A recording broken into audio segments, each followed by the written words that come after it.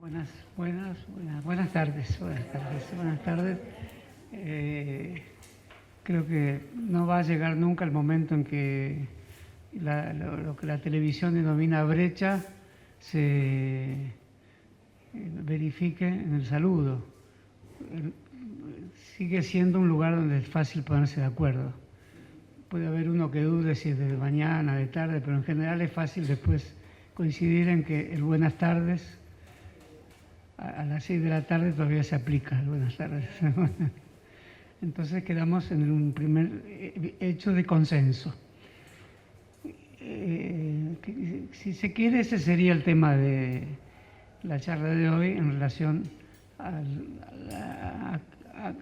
seguir cierto rastro de la idea de emancipación en la Argentina, pero en relación a cómo se han fundado instituciones perdurables, cómo se ha constituido el Estado, cómo se ha configurado la idea de ciudadanía en la Argentina, ya que hoy está presente un elemento de la política de estos días denominado Frente Ciudadano. ¿Qué sería el ciudadano? ¿Cómo se ha construido esa idea de ciudadanía en la Argentina? Se me ocurrió comenzar por la idea del servicio militar, que ha sido suspendido en la década pasada y que comenzó en 1913 y que es la base del moderno ejército argentino. El ejército argentino eran las guardias de frontera, las guardias nacionales, los ejércitos provinciales, las montoneras, los grupos armados de los diferentes gobernadores y caudillos. La idea de ejército nacional se termina de configurar en la época del general Richieri y con Roca. Roca tiene una visión del ejército nacional y el servicio militar obligatorio, que es una ley nacional de 1903,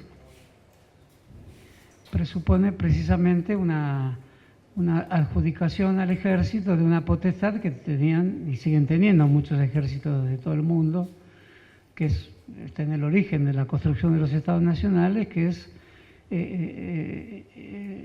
así como hay un año sabático para los profesores, ese es como un año sabático al revés. En la biografía de una persona tiene que existir un espacio de tiempo destinado a una pedagogía pública, la enseñanza del uso de las armas para la defensa de la patria. Ahí nace el tiro federal, que hoy está justamente en discusión porque es también un terreno que ya no tiene la dimensión que tenía, puesto que fue forjado alrededor del servicio militar obligatorio. Recuerden que la consigna del tiro federal es: aquí se aprende a servir a la patria. Era la idea del ciudadano armado, que proviene de la Revolución Francesa y de un año que destina de su vida al ejército, que a su vez ejerce una contraprestación, enseña algo que es el uso de las armas, pero alguien que pudiera preguntar en la eventualidad de que hubiera pacifistas y demás, porque en Estados Unidos existe la institución del rechazo de conciencia al servicio militar o a ir a la guerra, sobre todo si se demuestra que es parte de ciertos cultos que sancionan a quien ejerce la violencia. Bueno, en la Argentina no existe eso. Ahora vamos a ver qué existía en la Argentina para omitirse del servicio militar.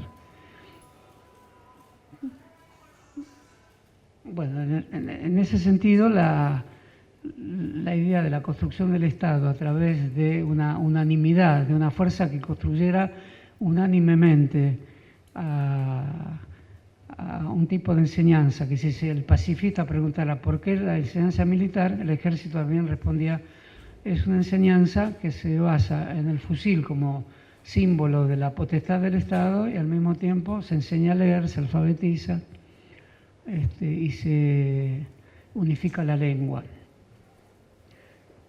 En la Argentina el ejército intentó cumplir ese papel y por eso la idea de que hay una unificación lingüística en la Argentina era más leve, porque la Argentina, el castellano argentino tiene 4 o 5 grandes entidades varietales, según la provincia, según la región, según el subsuelo, étnico que hay en cada provincia. Lo que llamamos el cantito cordobés, evidentemente, proviene de la etnia anterior, es el castellano, bajo la musicalidad subyacente de las etnias anteriores. Nadie habla inocentemente ningún idioma. Y nuestra inclinación sísmica, porteña, digamos, por llamarla así, proviene de la gran mezcla que produjo la inmigración en este lugar abierto al mar, al río y al mar. El ejército italiano, por ejemplo, el servicio militar obligatorio, en un lugar muy dialectal como Italia, cumplió una fuerte función de unidad nacional. Hay una interesantísima película que se llama Pai Patrone, que es un poco la historia de Gramsci, que es la historia de la diversidad lingüística italiana y cómo el ejército usa, sanciona, canoniza la lengua nacional italiana. Por lo tanto, todos pueden seguir hablando su lengua dialectal, pero el ejército es nacional y por lo tanto la nación se comienza a construir a través de una relación entre las armas y la lengua. En la Argentina existía no el requisito de la objeción de conciencia que existe para otros ejércitos y otras naciones, sino había un requisito no sancionado por ninguna ley y que aún más era ilegal, que era el requisito de declararse loco. Ese requisito de algún modo origina la psiquiatría argentina. Está en el origen de la psiquiatría argentina de muchas maneras. De modo que en el ejército hay, en primer lugar, en la formación de un ejército nacional, la idea de que se unifica al ciudadano a través de cierta sabiduría, cierta sapiencia, que es el uso de las armas, el servicio militar obligatorio. Yo lo hice, por ejemplo, sé manejar un arma por el servicio militar obligatorio. Me hago menos sospechoso si lo digo así que si alguien dice sé manejar una Glock 9 milímetros. ¿Y por qué? Si no hiciste el servicio militar obligatorio. Y no te puedo explicar bien por qué, pero sé manejar una Glock 9 milímetros. Bueno, yo puedo explicar porque sé manejar una pistola 45, un FAL. Por supuesto, esas explicaciones son variadas. En los años 70 había entidades militares clandestinas, pero que tenían cierta, por ejemplo, un grupo militar clandestino en la Argentina fabricó armas sobre la base del FAL, que es el fusil argentino liviano, que también es la imitación de otra arma que no me acuerdo cómo se llama, porque se fabricó en la Argentina, igual que el Mauser argentino. El Mauser argentino fundó el Ejército Nacional, que se empezó a fabricar en 1890. Y parte de la lengua militar es recitar, el que hizo el servicio militar lo sabe, recitar la descripción del arma de la cual es portador. Yo tuve que decir, este es un Mauser 1898, modelo argentino, reformado en 1903, con tales y cuales características, tiene 4 tiros. Ese recitado ha sido muy estudiado por los lingüistas, o sea, considerar el ejército una formación militar y también lingüística, que tiene la cohesión de la lengua, pero no solo de la lengua normal hablada en un país, sino de una lengua que forma parte de una pedagogía que está en la escuela también, el recitado.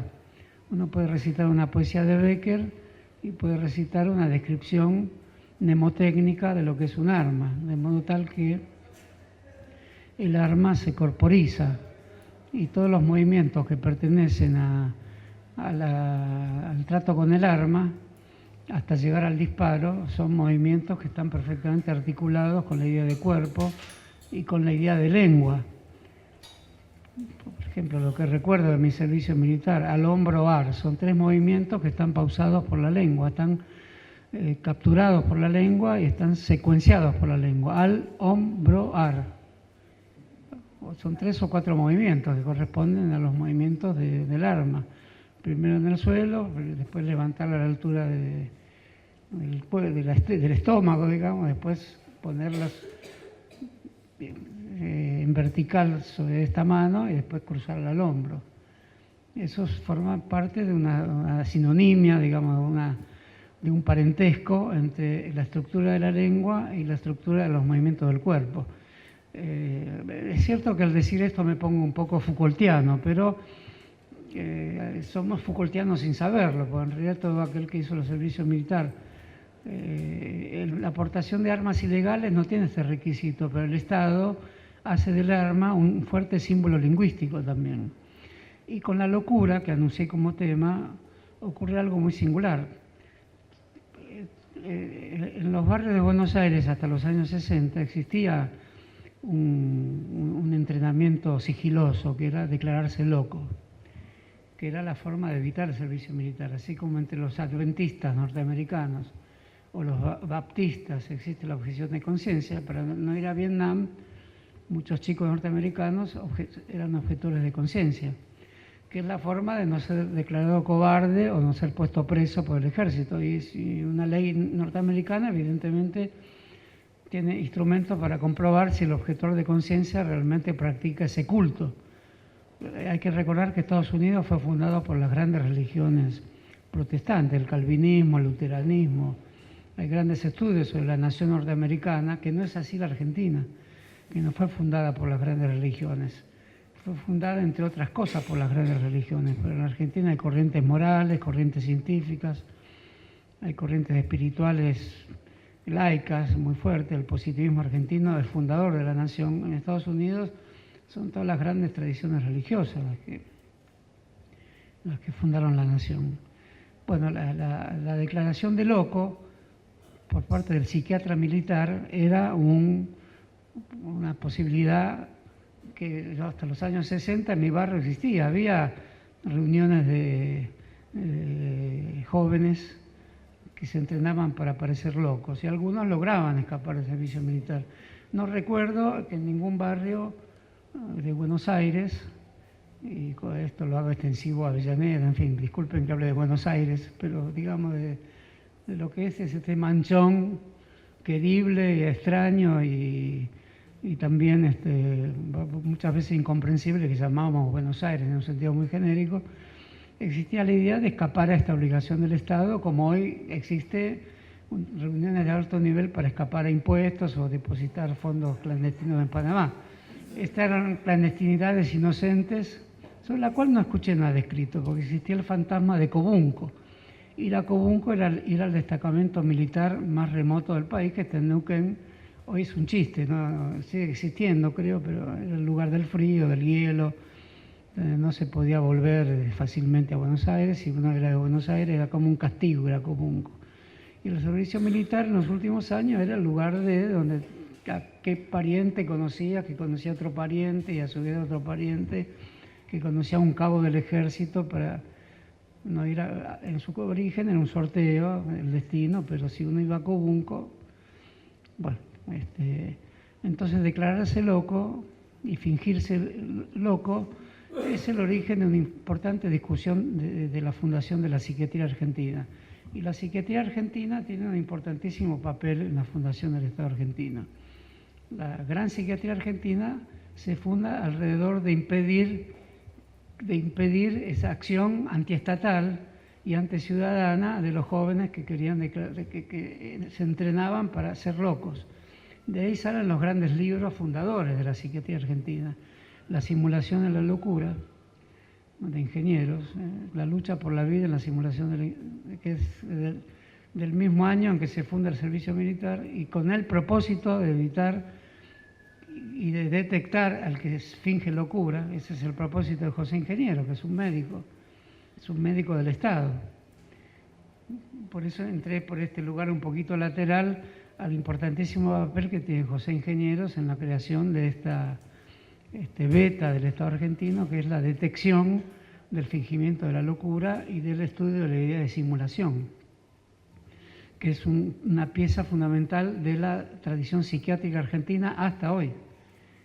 Hasta hoy no nos podemos quitar, a pesar de Freud, a pesar de Foucault, no nos podemos quitar la idea de que el simulador es una figura central que todo Estado debe identificar.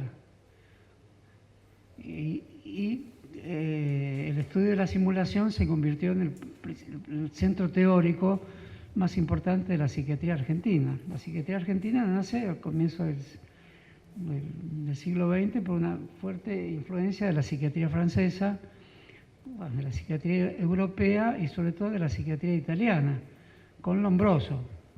Lombroso es el maestro, entre otros, de ingeniero y el maestro de ingeniero, que es José María Ramos Mejía. Entonces, Lombroso, que había exacerbado el positivismo de la época.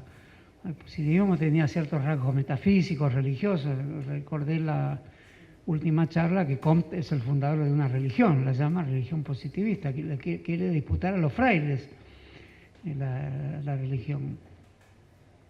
Pero Lombroso produce algo que en general se le atribuye con razón al positivismo, que es la agrupación determinista de factores que tienen causalidades más frágiles o simplemente no obedecen a ninguna causalidad, como ser el tamaño del cráneo o de la frente, la frontis, y ciertos rasgos de la personalidad.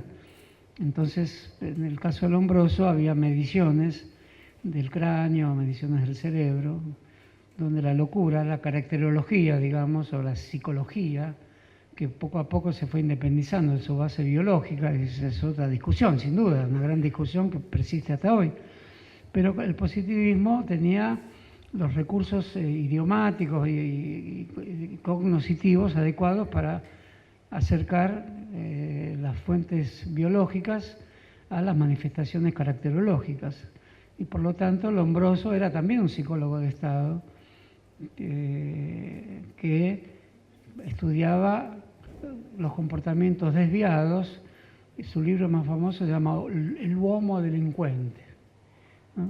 El hombre delincuencial, que es el que inspira ingenieros y a Ramos Mejía, que conocen a Lombroso. Lombroso escribe cartas a Buenos Aires felicitando, por ejemplo, a Ramos Mejía lo felicita por su libro La neurosis de los hombres célebres, que es un libro interesantísimo. De ahí que a mí me despertó un gran interés por Ramos Mejía, porque la base es el positivismo argentino y sin embargo la proyección hacia la historia argentina, porque era un intento de la psiquiatría por capturar la historia. Todo esto lo estudia muy bien Foucault muchos años después como un recurso epistemológico equivocado pero necesario de la psiquiatría. En el caso de Ramos Mejía era un recurso literario que fue muy festejado por Sarmiento, al que le decían el loco. A Sarmiento le gustaban estos temas. Sarmiento es el comentarista del libro de Ramos Mejía en su diario, y le da el espaldarazo fundamental a Ramos Mejía, que escribe un libro donde demuestra que todos los personajes centrales de la historia argentina tenían algún rasgo de locura, que en esa época se llamaba monomanía, o sea, el maniático de un solo rasgo repetitivo, lo que hoy llamaríamos el obsesivo. Y así desfilan por el libro de Ramos Mejía, el almirante Brown, se salva San Martín, que creo que es el único que se salva, pero están todos. Monteagudo, o sea que el secretario de San Martín, y que gobernó Perú en la ausencia de San Martín. Cuando San Martín va a verlo a Bolívar, el que gobierna es Monteagudo. De modo que también era declarar locura a casi todos los personajes del poder. El autor del himno. Pero era una época que muchos historiadores llaman, bajo inspiración francesa, la Belle Époque. Por lo tanto, la locura era una locura que lindaba con la tesis del genio y con la tesis del artista. Por lo tanto, el loco, el genio y el artista eran tres figuras semejantes. De ahí que ser declarado loco, salvo si no era para salvarse del servicio al Estado, con lo cual había penalidades, el loco pasaba a ser un personaje fascinante. Y el simulador era castigado, o sea, era el joven que quería con esto eximirse del servicio militar, pero no era castigado si formaba parte de lo que podría llamar una doble fundación del Estado argentino: el elogio del simulador y el castigo al simulador. De modo que el simulador tenía como dos vetas para la psiquiatría argentina, que es una psiquiatría muy fundadora. Estamos hablando de Sarmiento, de Vicente Fidel López, declarado loco, y su hijo, Vicente Fidel López, prologa el libro de Ramos Mejía, o sea, prologa el libro donde se declara loco a su padre. Hay que tener en cuenta que son sagas familiares muy importantes de la fundación de la Argentina. La de López es muy importante, la recuerdo muy brevemente, porque Vicente López y Planes es una familia hispano-criolla, que es de los que deciden la independencia, la decide con la pluma. Como Pantaleón Rivarola, que escribe un poema olvidado, eso, Las invasiones inglesas, es un lindo poema neoclásico. Escribe un poema neoclásico llamado Himno Nacional. Es funcionario de gobierno, es funcionario de Rosas también, o sea, no es un antirrosista, es alguien que concibe que Rosas es una parte del orden, es un federal además, un federal de Buenos Aires, que son federales unitarios. Es lo difícil de escindir en esta clase de federales. El otro, Bernardo de Irigoyen, en fin, los Mansilla, la familia Mansilla, que da a Lucio Mansilla, que es uno de los grandes escritores argentinos, que escribe con serenidad, pero no a favor de su tío, Rosas, era el hijo de la hermana de Rosas, de Agustina Rosas, con el general Mansilla, que fue el héroe de Obligado, es el fundador de la literatura argentina con Sarmiento y Echeverría. Entonces, el hijo de Vicente Fidel López, de Vicente López y Planes, es Vicente Fidel López, el gran rival de Mitre, que tiene otra teoría historiográfica, que es la historia oral. Y Mitre es el historiador científico influido por Taine, por Guizot, en fin, los grandes historiadores y políticos franceses, que son historiadores también neoclásicos, científicos, historiadores documentales. Y no así Vicente Fidel López, que es un gran historiador, porque es un gran escritor. Mitre también lo es, pero no se basa en el documento, sino en el testimonio oral. Y entre los dos hay una gran polémica, cada uno escribe 1000 páginas en contra del otro, es una de las grandes polémicas argentinas, quizá la más importante que hubo, porque es la otra polémica de la fundación del Estado argentino. ¿Cómo se fundaría el Estado? ¿Con qué tipo de historia? ¿Con qué tipo de héroes? ¿El tamborcito Tacuarí iba a ser un héroe o no iba a ser un héroe? ¿Belgrano es el héroe impoluto o no es el héroe impoluto? ¿San Martín hizo bien en abandonar las luchas internas y con eso consagró su asepsia, su moral por encima de las rencillas facciosas, o tenía que haberse comprometido más? Todo eso lo decide Mitre, con documentos, pero con interpretaciones también y con escritura. Con nada de esto está de acuerdo Vicente Fidel López. Vicente Fidel López es el que pierde esta polémica y escribe una gran historia argentina de tantos volúmenes como los de Mitre o más, mejor escrita y sin documentos, o con escasísimos documentos. Y resulta que es una historia muy apasionante. Y los dos discuten hacia los años 70, 80, después de publicar la historia de Belgrano, aspectos muy específicos de la historia argentina, pero en el fondo la historia de esta discusión es cómo escribir la historia. Toda la historia argentina posterior se inclinó hasta el Perindongui por Mitre. Por eso se equivoca Galasso cuando dice que Alperindongui es mitrista. Alperindongui no es mitrista. Alperindongui es antimitrista por dos razones. Una, porque cree que el partido de Mitre se fundó con alas diversas de izquierda y de derecha y se llamó Partido Nacional o Nacionalista. Y Alperindongui, y no siempre en chiste, porque Alperindongui es un irónico en la historia, dice que es el antecedente del peronismo. Por eso Alperindongui no es mitrista, dice que el mitrismo es el antecedente del peronismo.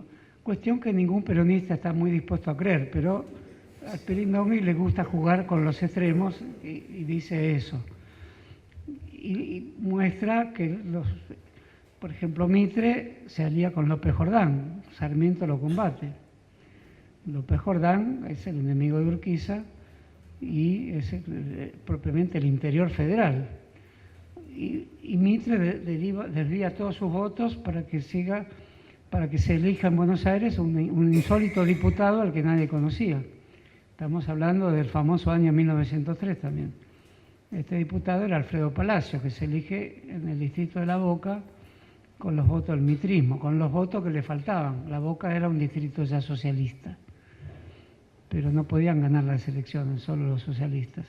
Al caer la tarde, Emilio Mitre, el operador del general, percibe que pierde la elección y para que no ganen los conservadores del partido alcinista, que era el partido porteño por excelencia, no hace el partido de Mitre, que no quiere ser el partido porteño sino nacional, para unir a la nación bajo la égida de Buenos Aires, vuelca los votos que faltaban votar por el socialismo. Esa es la historia del primer diputado socialista de América.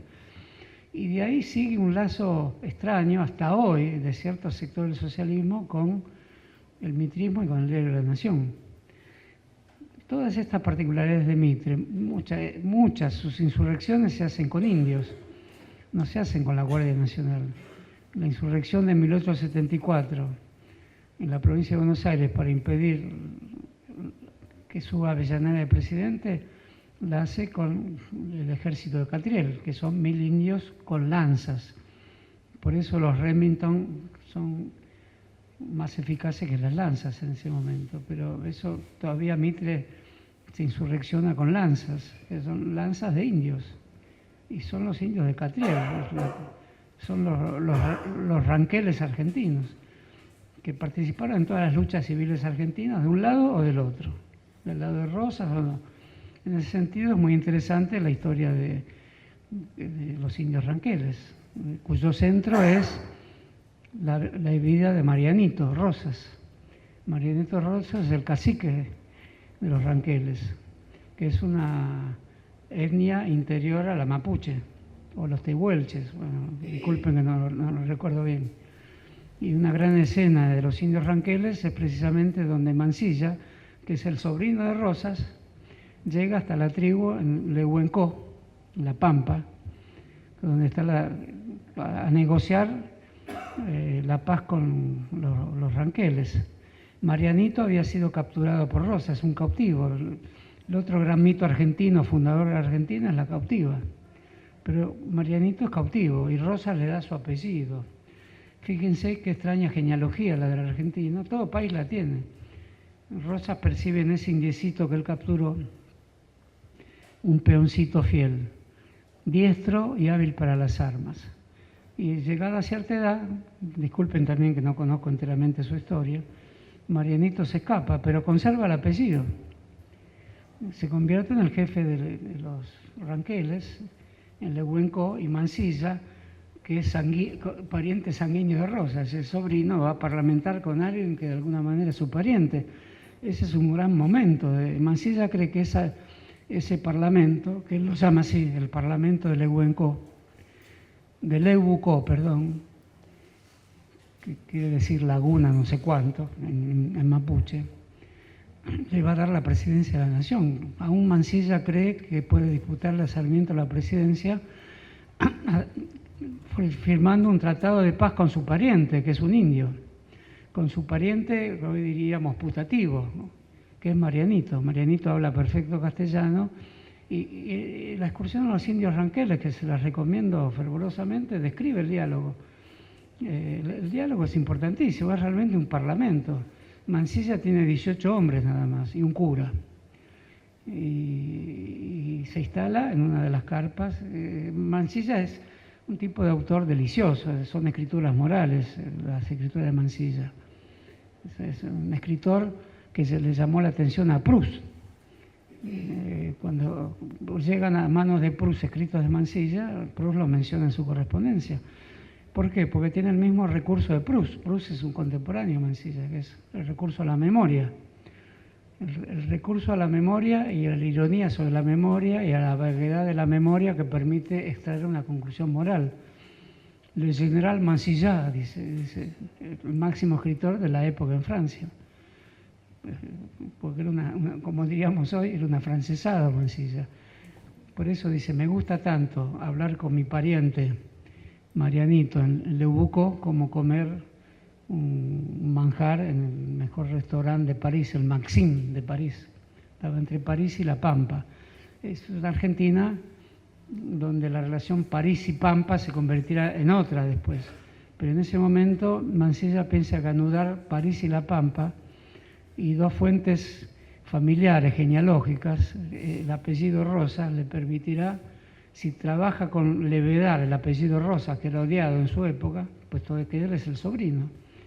y él lo sabe bien, podía darle la presidencia. Le dio una diputación apenas y terminó repudiado por el Senado y por el propio Sarmiento, porque le cuestionan haber firmado un pacto con otra nación, pero no era otra nación.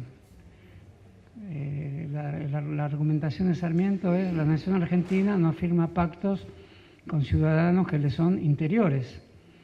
Mansilla va a firmar el pacto con otra nación, que era un cambio sustancial en la historia argentina, que era reconocer, como se intenta hoy, a la Argentina como nación plurinacional o pluriétnica. Mansilla firma un pacto que es un pacto oligárquico, si queremos verlo así, o aristocrático. Mansilla es el gran aristócrata. ¿Quién es un gran aristócrata? Como Proust. No es el que se junta con los de su clase solamente. El gran aristócrata es el que le gusta a su contrario, el que se junta con el lumpen, con el basurero. Somos nosotros los pequeños burgueses los que tenemos cierto resquemor por el otro y nos juntamos en términos de homogeneidad. El aristócrata busca la heterogeneidad. El aristócrata Mansilla va con el indio, que se llama como él. Busca esa extrañeza. El aristócrata Mansilla dice: me gusta tanto comer una tortilla y huevos de avestruz en la pampa que la tortilla que hace el mejor cocinero de París. Eso lo dice en el prólogo de este libro.